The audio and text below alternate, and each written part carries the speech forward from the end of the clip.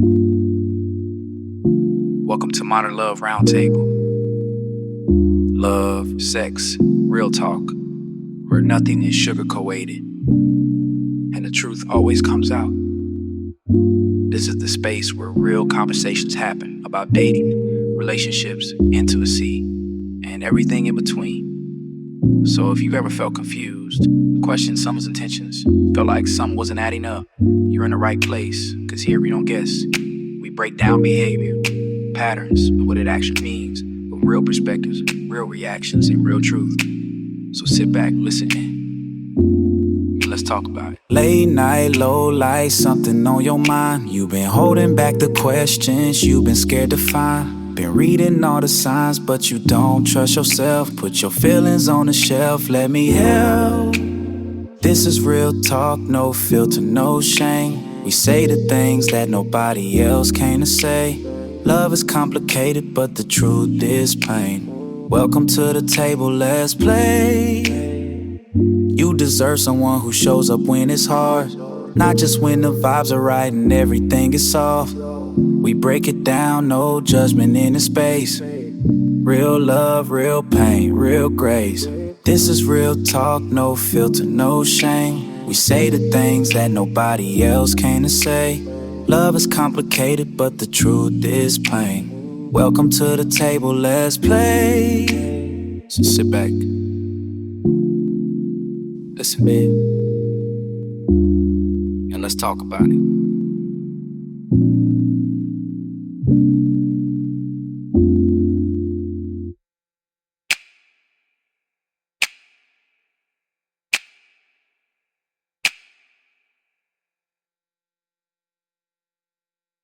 Welcome to the show, everybody. I'm Erica Bell here with Jalen Rhodes, Selah Grace, and Jack Emerson. And today we are diving straight into one of the most frustrating, head-spinning experiences in modern dating. Picture this. You've been talking to someone every single day. The texts are consistent, the chemistry is electric, and you've shared things you don't just tell anyone. Then, overnight, the temperature drops. The texts shrink to one-word answers. The response times stretch from minutes to 12 hours.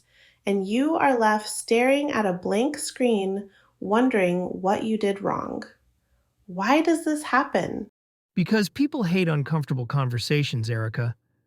Look, I'm just going to say what the realist in the room is thinking.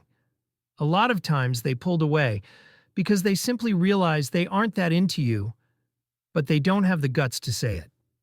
So instead of a clean break, they freeze you out and hope you get the hint. I think that's a part of it, Jack, but as a counselor, I see another side to this. Sometimes it's not a lack of interest, it's a lack of capacity.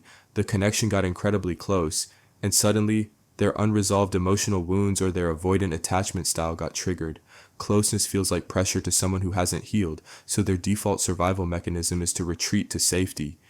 But Jalen, even if it's fear, we have to look at how that silence actually feels on the receiving end.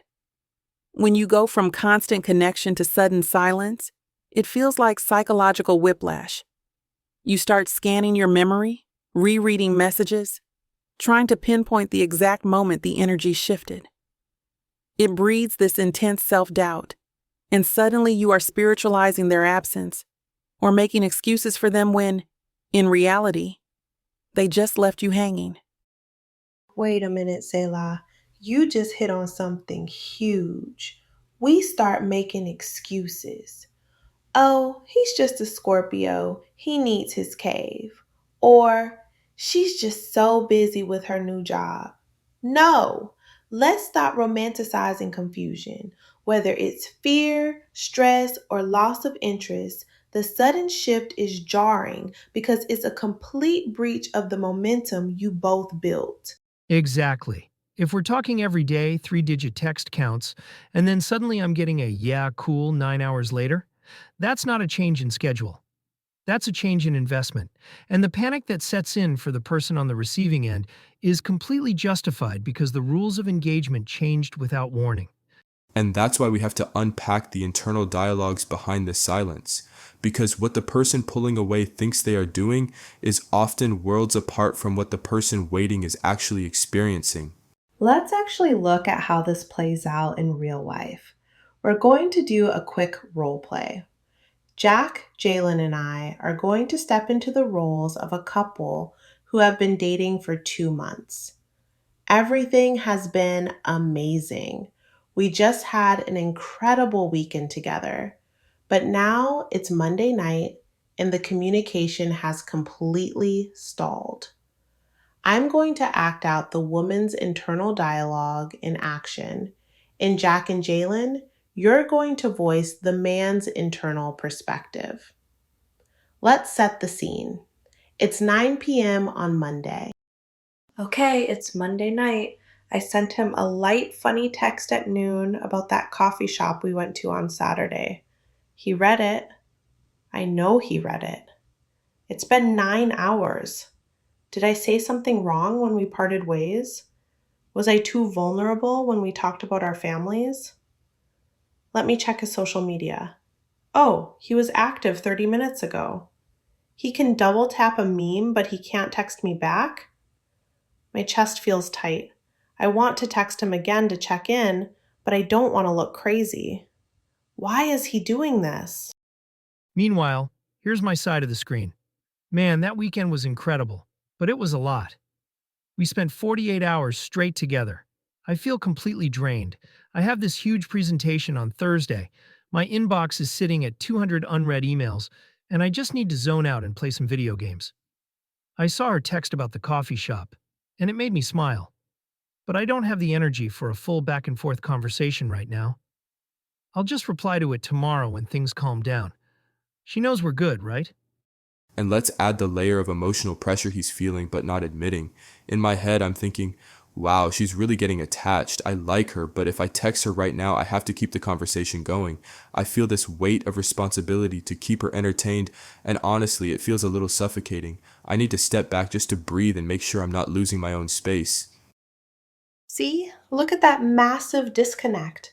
I'm over here spiraling, thinking the connection is dying, and he's just sitting on his couch thinking, we're good, I'll just text her tomorrow. And this is the root of so much trauma in modern dating. Men often view silence as a neutral, temporary pause button. They think, I'm just recharging. But women experience that unexplained silence as a threat to the safety of the connection. Because without communication, silence feels like rejection. Selah, you're spot on. Men don't realize that their silence is active behavior. To a man, he's doing nothing by not texting. But in a developing relationship, doing nothing is actually sending a highly specific signal. It's telling the other person, you are no longer a priority for my attention, and I don't care enough to let you know why. But Jalen, is it really on the guy to give a status update every time he wants to take a nap or focus on work? At 2 months in, do we really need to sign off like we're air traffic controllers? Jack, yes. If you set a baseline of talking every day, you don't get to just disappear into a black hole for 36 hours and expect her to be chill about it. It takes 5 seconds to text. Hey, got a crazy busy week ahead. Might be a bit quiet, but can't wait to catch up this weekend. That's not air traffic control. That's basic human respect. Now let's contrast that silence with what happens when the pullback isn't just about needing a weekend to recharge, but is actually the beginning of the end. We're going to do 2 quick role plays back to back. Jalen and I are going to act out the first one, which is the classic slow fade. Hey, I haven't heard from you much this week.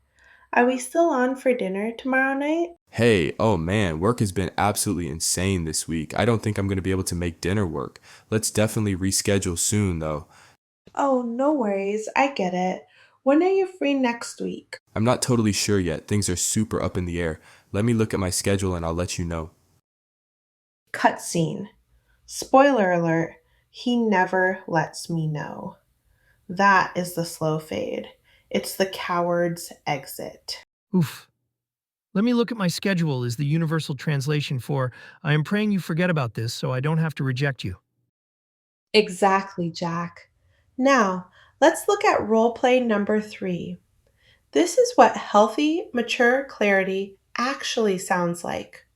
Same scenario, but Jalen is going to communicate like an emotionally mature adult. Hey, I haven't heard from you much this week.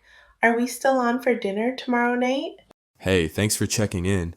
I've actually been doing a lot of thinking. I've really enjoyed getting to know you over the last couple of months, but I'm realizing that I don't feel the romantic connection growing the way it should for us to keep moving forward. You're wonderful, and I wanted to be honest with you instead of dragging things out or leaving you wondering. And cutscene. Look at that. It's a rejection, yes. But do you feel the difference? It is night and day. That second response is a gift because it provides closure. It hurts to hear you're not the one, but it doesn't leave you in limbo. You aren't wasting your mental energy trying to decode a puzzle that has no solution. You can grieve the ending, but you can immediately start healing and moving on. And as the man in that scenario, yes, it feels uncomfortable to send that text, but temporary discomfort is the price of integrity. When you choose the slow fade, you are prioritizing your own comfort over another person's emotional well-being. You are keeping them on the hook because you're too cowardly to have a clean ending. Let's be real, though. A lot of guys do the slow fade because they've tried to be direct in the past, and the woman blew up at them or started trying to debate their decision. Sometimes fading feels like the safer option to avoid a dramatic confrontation. Wait a minute, Jack. That's a cop out. You don't treat everyone like they're going to react poorly just to save yourself some awkwardness. If she blows up, that's on her maturity level, but you still owe it to yourself and to the connection you built to close the door properly. Anything less is just emotional laziness. And that leads us to the absolute worst case scenario. The person who pulls away, fades out, leaves you in silence for weeks, and then out of nowhere on a Friday night at 11:30 p.m., your phone lights up with "Hey stranger" or a simple "thinking of you." Oh, the "Hey stranger" text. It is a spiritual test, I am telling you. Because what they are doing is checking to see if the door is still unlocked. They don't actually want to come inside and sit down. They just want to know if they still have access to your energy when they are bored, lonely, or feeling a dip in their own validation. It's a low-effort fishing expedition. It costs them zero effort to send that text, but if you reply with high energy, they get a quick ego boost. They realize, yep, I've still got her on standby. And this is how people get trapped in the loop. You spent 3 weeks crying, processing, and finally starting to find your footing again. Then that text arrives and all those feelings rush back. You think, maybe he missed me, maybe he realized what he lost, but you have to look at the patterns, not the potential. Did they come back with an apology? Did they explain their absence, or did they just slide back in like nothing happened? That's the point, Jalen. If they come back with no accountability, they are breadcrumbing you. They are giving you just enough attention to keep you attached, but never enough to actually build a relationship. And let me tell you, that's not mysterious. That's not a complicated connection. That is emotional unavailability, period. If a guy disappears and then pops back up with, hey stranger, the best response is no response. Or better yet, match his energy. If he took 3 weeks to contact you, take 3 weeks to read it and delete it. Stop treating people who treat you like an option, like they are your priority. And remember, when you accept the "Hey stranger" behavior, you are teaching them how to treat you. You are showing them that they can walk out of your life, offer no explanation, and return whenever they want with zero consequences. That doesn't just breed anxiety, it erodes your self-respect. All right, Roundtable, it is time for a game of green light, yellow light, red light. I am going to read a real world communication scenario and I want your quick, unfiltered evaluation. Let's go. Scenario number 1. You've been dating for 6 weeks. He says, Hey, I've been dealing with a lot of family stress lately, and I need a little space to process, but I don't want to lose our connection or make you feel ignored. What are we saying? Green light. That is high emotional intelligence. He is acknowledging his personal limits while simultaneously protecting the safety of the connection. I agree. Green light. He is communicating before the distance happens, not after. Perfect. Scenario number 2. He disappears for 2 full weeks, ignores your check-in text, and then pops back up on Instagram by liking 3 of your old photos, followed by a text saying, "Hey, sorry, been crazy busy. What's up?" Absolute flashing red light. That is disrespectful, lazy, and honestly, it's just bad execution. Crazy busy is not an excuse for 2 weeks of radio silence. Red light. The liking of social media photos before texting is a classic way to test the waters without risking direct rejection. It's manipulative. Thank you. Total red light. Scenario number 3. You've been seeing each other. She gets incredibly overwhelmed with her new job, pulls back for 4 days where she is visibly distant and slow to reply, but then calls you on the 5th day to explain exactly what happened and apologizes for being distant. I'd say that's a yellow light leaning green. We aren't perfect. Sometimes life actually does hit us hard, and we handle it imperfectly by retreating. But the fact that she took accountability and initiated the conversation to clean it up is what matters. Agreed, yellow light. The key there is the self-correction and the apology. It shows she cares about how her behavior affected you. Okay, now let's debate the big question to close us out today. What hurts more? Someone pulling away because they simply don't want you and have lost interest, or someone pulling away because they actually like you, but they are too scared, broken, or avoidant to handle the closeness? The first one, hands down. If someone doesn't want me, that's a direct blow to the ego. But if they're just scared, at least I know the connection was real and maybe we can work through it. I actually disagree, Jack. The second one hurts far more because it keeps you trapped in hope. When someone doesn't want you, you can eventually accept it and close the book. But when they pull away because they're scared, you start playing the savior. You stay in a toxic cycle of waiting, hoping that if you just love them enough or give them enough space, they will finally feel safe enough to love you back. Jalen, you are speaking truth. The scared partner is the most dangerous because they create a beautiful prison. You build a fantasy based on what could be instead of dealing with the reality of what is. A person's potential means absolutely nothing if they do not have the capacity to show up for you consistently today. And that is the real decode. At the end of the day, the reason why they pulled away is information, but it is not an excuse. Whether they are scared, busy, stressed, or just not interested, the result is exactly the same. They are choosing not to show up. Stop asking, why did they leave? And start asking, why am I willing to wait for someone who leaves me in confusion? You deserve consistency, clarity, and someone who moves toward you when things get real, not away. Amen to that. Let's hold our standards higher than our excuses. Thank you all for joining the roundtable today. We want to hear from you. Have you ever had someone pull away right after getting close? How did you handle it? Leave your comments below, and we'll see you next time on the Modern Love Roundtable.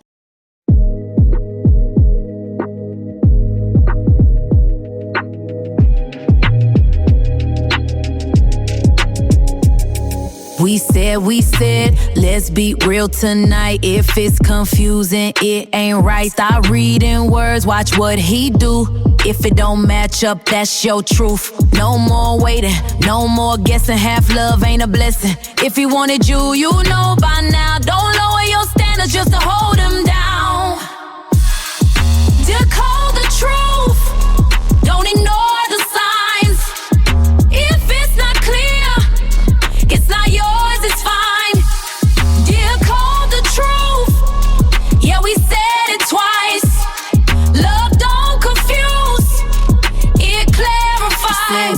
said, let's be real tonight. If it's confusing, it ain't right. Stop reading words, watch what he do. If it don't match up, that's your truth. No more waiting, no more guessing. Half love ain't a blessing. If he wanted you, you know by now. Don't lower your standards just to hold him down.